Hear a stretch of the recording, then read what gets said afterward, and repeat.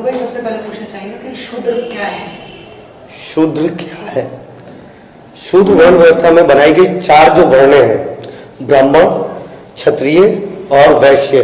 शूद्र शूद्र उस डिवीजन के अंदर 4th क्लास जो सबसे नीचे रखा गया है, उसके हिसाब से इस फिल्म का टाइटल रखा गया शूद्र।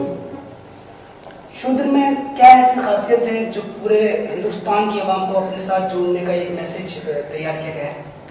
सबसे बड़ा मैसेज है मानवता का, इंसानियत का और एक समानता का। जैसे मैंने कहा टाइटल के हिसाब से सबसे पहला 4 वर्ण व्यवस्था पर ये फिल्म बनी है, ब्राह्मण, क्षत्रिय, वैश्य और शूद्र। जो 3 लोगों ने हमेशा अपने आप को उच्च श्रेणी में रखा है। कहा जाता है कि ब्राह्मण जो सबसे ज्यादा पूजनीय थे, लोग उनके पैर, उनके सज्जे चुमा करते थे। फिर क्षत्रिय जो शत्रुओं से रक्षा करते थे, जानवरों से रक्षा करते थे, बलशाली थे, ताकतवर थे, इसलिए उनको सुप्रियर माना जाता था।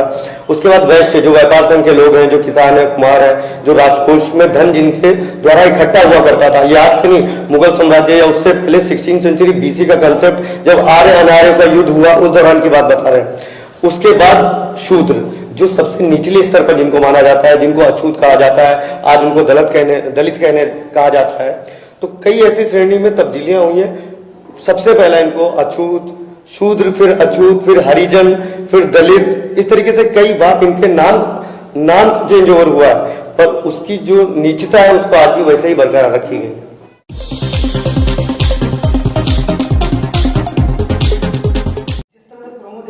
बच्चे की जुबान काटी गई है, बच्चा डेथ हो जाता है, तो ये जो सीन है कि ये किस जगह से आपने उठाया इसे? बच्चे का देखिए, जैसा हमने कहा कि हमने जब सोचा कि हम शूद्र पर फिल्म बनाएंगे, तो हमने उन ऐतिहासिक किताबों को खोलना शुरू किया। तो हमने देखा कि प्राचीन युग में 16th सेंचुरी BC के आसपास का कॉन्सेप्ट मैं आपको बता रहा हूँ, जब हिंदुस्तान में मानवता थी, इंसानियत था, इंसान एक सरल जीवन जी रहा था, जब आपस के अंदर कोई मतभेद नहीं आया था और लोग जानते ही नहीं थे। मतलब ये कहा जाएगा कि आदिकाल का जो जीवन होता है उससे आदमी ने पनपना शुरू किया था, उसका विकास नहीं हुआ था। उस दौरान पश्चिम पूर्वी एशिया से कुछ आर्य लोग हमारे हिंदुस्तान की, हमारी सरजमी पर उन्होंने अपना कदम रखा, और जब उन्होंने यहाँ कदम रखा तो उन्होंने यहाँ के नेचर, प्राकृतिक सुंदरता, मौसम, वो उन्होंने, और सबसे इंपॉर्टेंट बात जो यहाँ के इंसानों का सरल स्वभाव, उन्होंने कहा यार यहाँ सब कुछ है, ठंडी गर्मी जाड़ा बरसात, इतने मौसम और इतनी ब्यूटीफुल लोकेशन, और साथ में एक ऐसा इंसान जिसका विकास ही नहीं हुआ है, मतलब वो जानता तक नहीं है अपनी इस खूबसूरती को, अपनी इस ब्यूटी को। तो उसने कहा कि ठीक है, इन सरल स्वभाव पर हम कब्जा कर सकते हैं, और वो यहाँ पर रच बस गए। उसके बाद उस समय जो युद्ध हुआ, जो 500 वर्षों तक चला, तो यहाँ के जो मूल निवासी लोग थे उनको बंदी बना लिया गया, गुलाम बना लिया गया। और उस गुलाम बनने के बाद उन्होंने क्या किया कि आप हमारी सेवा करेंगे। उसी में एक महाराज मनु हुए थे, उन्हीं आर्यों के अंदर। मैं ये वो बातें कर रहा हूँ जो आपको discovery of India Pandit Jawaharlal Nehru की किताब में लिखी गई बातें हैं। उसी आर्यों के अंदर एक मनु महाराज थे जिन्होंने वर्ण विभाजन किया।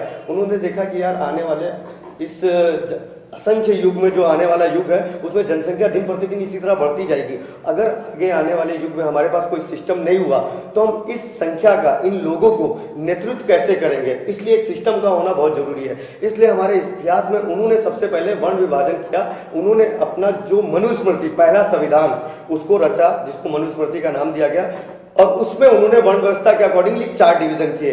ब्राह्मण जो पूजा पाठ के कार्यों के अंदर थे, क्षत्रिय जो बलशाली थे, ताकतवर थे, शत्रुओं से रक्षा करते थे, वैश्य जो व्यापारी संघ के लोग थे, और शूद्र वो जो यहाँ के मूल निवासी थे, जिनको गुलाम बना लिया गया था। अब उन्हें कहा गया है कि तुम हमारी दास्ता स्वीकार करो। उनको पहली बार इतिहास में नाम शूद्र यहाँ से पड़ा।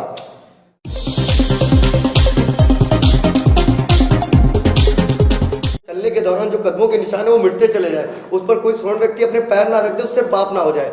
इनके गले में एक हांडी लटकाई गई जो ये नीचे टूटी हुई है। उस हांडी को लटकाया गया ताकि ये अपनी बस्ती के अंदर आएंगे और हमारी साफ सफाई करने के दौरान हमारी बस्ती में थूक तक नहीं सकते। मतलब ये अपनी गंदगी, अपना जो थूक है वो अपने साथ अपनी हांडी में ही थूकेंगे और अपने साथ ही वो लेकर के आएंगे और लेकर के जाएंगे, और अपनी बस्ती में, अपने गांव में पहुंच करके उसकी साफ करेंगे, फिर हांडी लटकाएंगे, फिर वापस आ जाएंगे। ये वही आक्रोश दिखा रहा है कि जिसको हांडी को उसने तोड़ दिया है, ये बहुत हो गया, मतलब कब तक। और हम यही कहना चाह रहे हैं कि जहां उस खुदा को, उस करिश्मे को, उस ईश्वर को, उस अल्लाह को, उस देवता को हम उसे जिस रूप में भी मानते हैं, एक जानवर से इंसान बनाने में, जैसे हम कहते हैं कि पहले हम आदि मानव थे, चिंपैंजी थे, धीरे धीरे हमारी पूछ गई, फिर हमारे इंसान का विकास का दौर आया और आज हम मानव एक इंसान का रूप, उस खुदा का रूप हम बने। तो जहां उस कुदरत को, उस करिश्मे को जानवर से इंसान बनाने में इतना बड़ा वक्त लगा, वहीं चंद स्वार्थी लोगों ने अपने स्वार्थवश इंसान के इतने बड़े समूह को वापस से जानवर बनने पर मजबूर कर दिया। ये है main overall concept.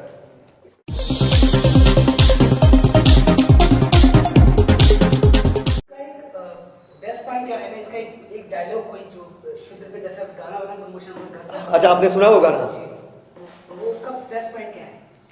Best point या बेस्ट पार्ट डायलॉग्स का? डायलॉग फिल्म का जो मेन है, फिल्म का जो एक डायलॉग बहुत मेन है, वैसे कई सिचुएशनों पे तो डायलॉग्स आप सुन भी चुके हों और कई ऐसी फिल्मों में, लेकिन यहाँ जो इतना कड़ा सीधा वार करता है वो डायलॉग, जो डायलॉग राइटर संजीव जी हैं, उन्होंने ही फिल्म में डायलॉग्स लिखे हैं, तो बहुत ही बेहतरीन। उसका एक डायलॉग्स मुझे जो याद आ रहा है, कैसा समाज है ये, कैसा समाज है ये जो अपने साए से कतराता है पर सोने से नहीं। कैसा समाज है ये जो हमारे साए से कतराता है पर सोने से नहीं। ये डायलॉग जहां उसको ये कहा जा रहा है, इस नीच के कदम हमारी दहलीज पे नहीं पड़ने चाहिए, और अगर वो हम बिस्तर हो रही है तब उसको वो समाज, वो ऊंच नीच और वो एक, तब उसको ये नहीं दिख रहा है कि कौन नीचे कौन ऊंच है। और भाई इस फिल्म का बेस्ट पॉइंट है कि सरजमीन कश्मीर से बेस्ट डायरेक्टर का, मतलब बेहतरीन म्यूजिक डायरेक्टर जानिसार ने म्यूजिक दिया है इसका, तो उनके तरफ जानिसार बहुत ही बेहतरीन, बहुत ही टैलेंटेड म्यूजिक डायरेक्टर हैं। कसम से आप मानिए, उनको देखकर मतलब इस इतने यंग है कि आप बिलीव नहीं कर सकते कि इतना उम्दा काम। मेरे लिए बहुत चुनौतीपूर्ण था ये फिल्म में म्यूजिक डायरेक्टर सर्च करना कि मैं किसे लूं। तो संजीव जी से हमारी बातचीत हुई, काफ़ी चर्चा हुई, हम लोग ने कई लोगों को मतलब सर्च किया, कई लोगों से हम लोग मुलाकात की, और कई ऐसे बॉलीवुड में जिनका नाम है, मैं आपको कहना नहीं चाहूँगा, उन लोगों को हम लोग ने डेमो दिया। हम लोग चाह रहे थे कि हम किसी नाम को देख करके कंप्रोमाइज़ नहीं करेंगे। अगर आपने इस फिल्म में देखा होगा तो कोई भी आपको सिलेबल आर्टिस्ट नहीं दिख रहा है, कोई भी कास्ट ऐसा नहीं दिख रहा है जिसको आप कहते हैं यार ये तो नोन है, पर ऐसा नहीं है। इस फिल्म में हम उनको ले सकते थे, जैसा मैंने कहा प्राचीन युग की कहानी है, तो उसके अंदर शायद अगर मैं कोई सिलेबल आर्टिस्ट लेता तो एक आदमी को ले सकता कि चलो भाई हम इनको मिस्टर प्रोफेशनल आमिर खान साहब को ले लें। आमिर खान साहब को भी अगर हम फिल्म में ले लेते थे, लोगों का फोकस होता उस आर्टिस्ट पर, उस किरदार पर, जबकि हमारी फिल्म किसी एक गांव, एक परिवार, एक घर की कहानी नहीं है, ये एक समाज की कहानी है। तो समाज के अंदर एक एक कैरेक्टर जो बहुत ही इंपॉर्टेंट है, इसलिए हमने कहा कि नहीं, हम किसी अपने ऑडियंस को गुमराह नहीं कर सकते कि वो सोचे अब ये हीरो बदला ले लेगा, अब ये हीरोइन के साथ ऐसा हो जाएगा, हीरो हमारा ऐसा कर देगा। तो हम किसी इमेज के साथ बंधे हुए लोगों के साथ नहीं काम कर सकते थे। हमने कहा एकदम फ्रेश कंसेप्ट है, फ्रेश लोगों को लेंगे, इसलिए, और उसमें भी करीबन 2000 लोगों से ज्यादा का ऑडिशन किया गया।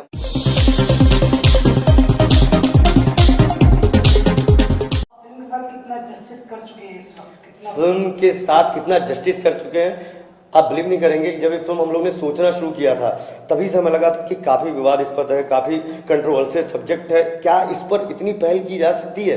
मतलब बहुत गंभीर विषय था ये हमारे लिए भी, और एक पूरी तरह से चैलेंज था, एक चेतावनी थी कि कल ये सारी उंगलियां जिन स्वर्ण व्यक्तियों के खिलाफ हम बात कर रहे हैं, मैं गलत शब्दों का इस्तेमाल कर रहा हूँ लेकिन फिर भी मैं वही कहूंगा कि जिन स्वर्ण व्यक्तियों का हम बात कर रहे हैं, जिनके ऊपर हमने दिखाया है कि किस तरीके से वो आपको फिल्म के दौरान देखने को मिलेगा, हमें पता था कि वो उंगलियां उठेंगी हमारे ऊपर, कई सवाल हमसे पूछे जाएंगे।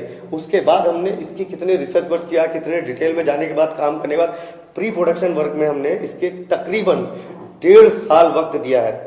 एक एक कई किताबें पढ़नी पड़ी इसके इतिहास को जानने के लिए, क्योंकि जब आप किसी सच्चाई की बात कर रहे हैं तो जो उसके अपोजिट है वो आपसे सवाल करेंगे, और उस सवाल का अगर आपके पास जवाब नहीं है तो आप वहां पर पूरी तरह से कि आपने अपनी तैयारी नहीं की, आप फंस जाते हैं। मतलब तो हमने ये कोशिश की थी कि ये तो हमारे साथ होना ही होना है, कई ऐसे सवाल बनेंगे हमारे पास, लेकिन हमने पूरी तैयारी की और आज वो बनी है। तो आपका जो सवाल था कि क्या हमने जस्टिस किया है कि नहीं, इतनी बेहतरीन फिल्म बनी है, इतनी बेहतरीन कि जो शायद हमने भी एक कल्पना की थी कि शायद हम बना पाएंगे कि नहीं बना पाएंगे, पर संजीव जायसवाल जी इतने, मतलब मैंने बहुतों के साथ काम किया है, संजीव जी का विजन बहुत ही बड़ा है।